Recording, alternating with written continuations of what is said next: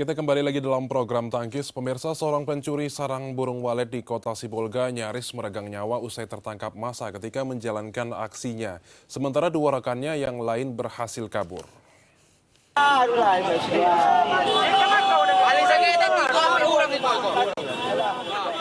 Dengan kondisi tangan dan kaki terikat tali, pelaku yang tergeletak di jalan dan dikerumuni massa terus mendapatkan bau mentah dari massa.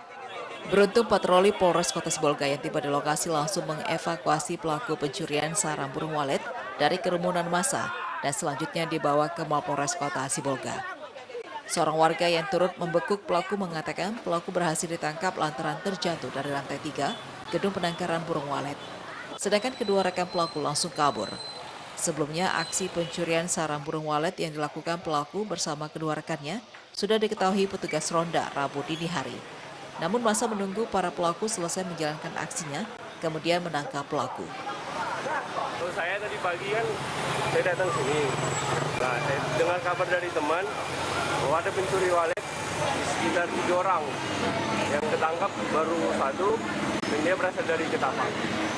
Dari saja informasi dua lagi belum masih jelas. Jadi kondisinya kenapa tadi jatuh? Jatuh, dia melompat dari lantai 3. Sampai ke bawah, katanya pinggangnya patah. Ada barang bukti nggak? Banyak barang bukti. Alat-alatnya udah dapat ya. Sementara itu pihak kepolisian Kota Sibolga terus memburu kedua pelaku lainnya. Sedangkan pelaku yang diamankan kini tengah menjalani perawatan medis di Rumah Sakit Umum FL Tobing Sibolga lantaran banyak mendapatkan pukulan dari massa.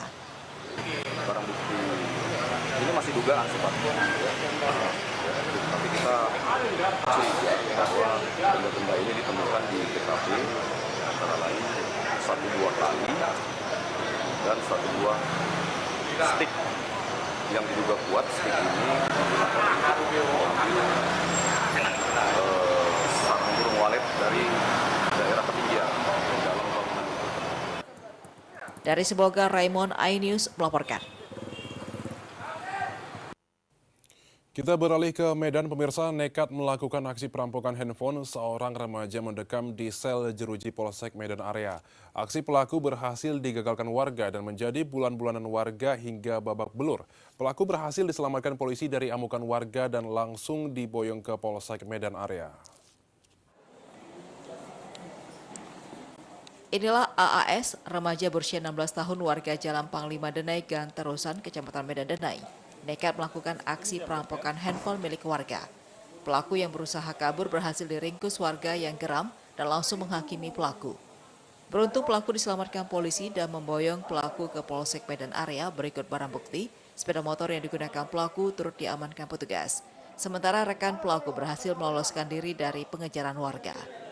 Kejadian berawal saat korban Rizky Idina Harahap, warga Jalan Bromo, Kecamatan Medan Area yang sedang berjalan kaki sambil menggunakan handphone, langsung disamperin dua pelaku yang menggunakan motor, menyambar handphone korban. Spontan korban langsung berteriak rampok, pelaku yang masih ABG panik diteriaki rampok, terjatuh dari sepeda motornya. Warga pun berhasil menangkap pelaku, sementara rekan pelaku berhasil meloloskan diri dari kejaran warga. Nah, ini pelaku jambret handphone, di mana pada waktu itu, waktu hari Selasa kemarin, anak ini berboncengan 2 orang dengan kawannya. Ini yang bonceng. Satu lagi kawannya jambret handphone dari orang Bromo itu. Kemudian dia ini bawa kereta kan, setelah dijambret sama kawannya ini lari. Setelah dia kan boncengan, dia lari, naik, ayo kita lari kan gitu. Lari aja udah jambret handphone anak itu. Rupanya si anak ini lompat, ini yang dapat. Pas ditangkap sama masyarakat, nah, anggota kita pas lewat patroli. Nah, kemudian kita amankan lagi sini daripada nanti dia dipukuli massa kan. Akibat perbuatannya, pelaku terpaksa mendekam di sel jeruji Polsek Medan Area, dikenakan pasal 365 dengan ancaman hukuman 12 tahun penjara. Dari Medan, Adi Palapa Harahap, iNews melaporkan. Ya, 11 dari puluhan pelaku usaha kecil menengah UKM yang berdomisili di Deli Serdang, Binjai, dan Kota Medan Rabu siang menemui Direktur LBH Medan. Pelaku UKM ini melaporkan dan diambil keterangannya karena menjadi korban pungli oleh oknum polisi jajaran Polda Sumut.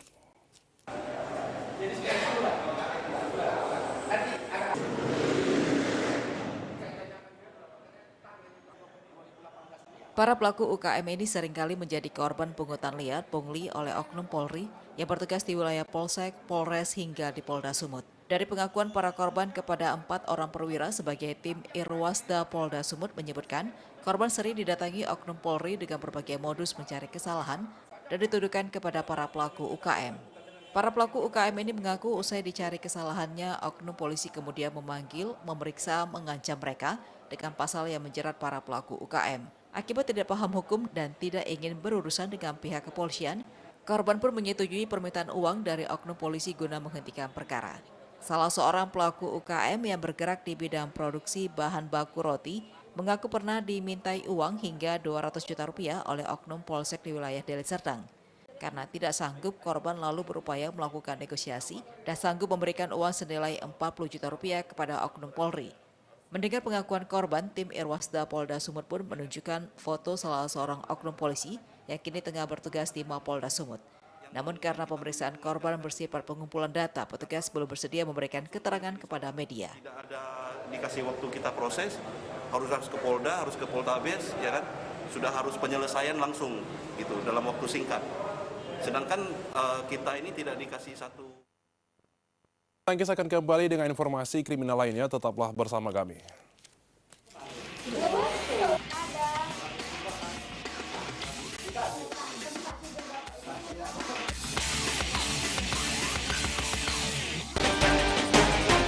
Memahami setiap fenomena yang baru saja terjadi. Undang-Undang TNI pasal 3 dan pasal 17. Mengungkap fakta di balik sebuah perkara. Jangan sampai kejadian yang sama terulang kembali. Demi sebuah bukti dan kebenaran.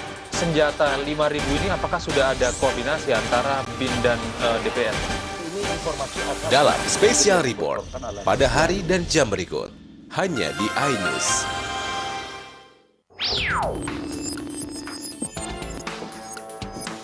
Melihat dari berbagai sudut pandang.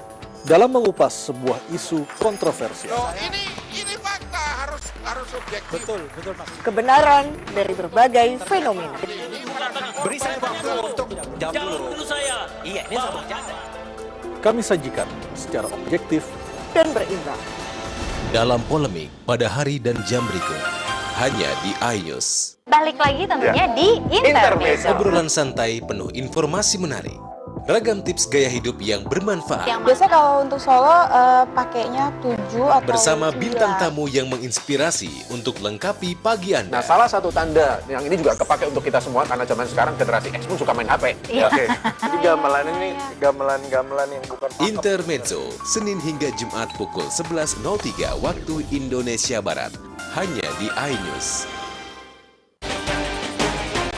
Memahami setiap fenomena yang baru saja terjadi. Undang-Undang TNI pasal 3 dan pasal 17.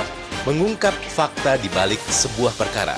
Jangan sampai kejadian yang sama terulang kembali. Demi sebuah bukti dan kebenaran. Senjata 5.000 ini apakah sudah ada koordinasi antara BIN dan DPR? Dalam Special Report pada hari dan jam berikut. Hanya di iNews.